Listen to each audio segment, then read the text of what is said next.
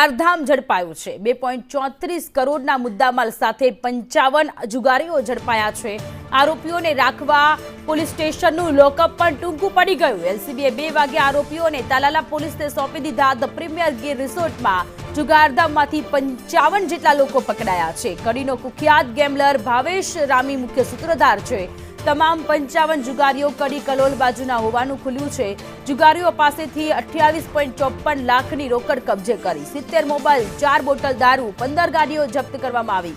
સૌરાષ્ટ્રના ઇતિહાસની સૌથી મોટી જુગાર રેડ, રિસોર્ટના સંચાલક ભરડા બંધુઓની પણ ધરપકડ કરવામાં આવી છે। સંવાદદાતા રાકેશ પરડવા ફોન લાઈન પર જોડાયેલા છે। રાકેશ, ગીર સોમનાથના તાલાલા ગીરના રિસોર્ટમાં જુગારધામ ચાલતું હતું, લોકઅપમાં રાખવા માટે માણસોને રાખવા માટે લોકઅપ પણ ટૂંકું પડ્યું।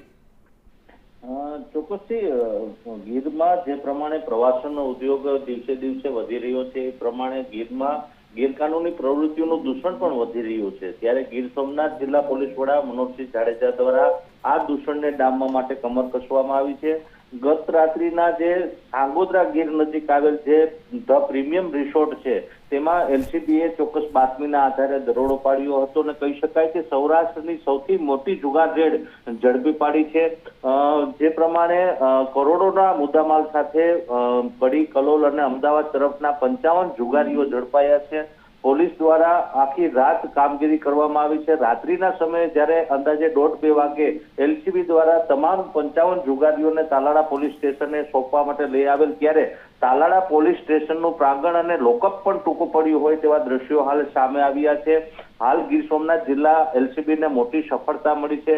તમામ જુગારીઓ પૈકી 10 થી વધુ જુગારીઓ સામે અનેક જુગારના ગુનાઓ પણ નોંધાયેલા છે। એટલે અઠગ જુગારીઓ નું આખું જે નેટવર્ક હતું એને તોડી પાડ્યું છે। ગીરમાં જે ભાવેશ રામી આખો ગેમલર જે મુખ્ય સૂત્રધાર છે તે અલગ અલગ પિકનિક ટાઈપ કરી અને જુગારધામ ચલાવતો હતો અને ગીરમાં પણ અગાઉ આ જ રિસોર્ટમાં આ લોકો આવીને રોકાયા હતા અને આ જગ્યા પસંદ કરી હતી।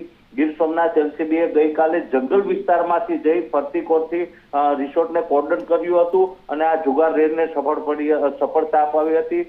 હાલ આ જુગાર રેડને લઈને ગીરમાં જે ગેરકાનૂની પ્રવૃત્તિઓ ધમધમી રહી છે અને આવા તત્વો પણ ભૂગર્ભમાં ઉતરી ગયા હોવાનું સામે આવ્યું છે। જી, આભાર તમામ વિગતો માટે।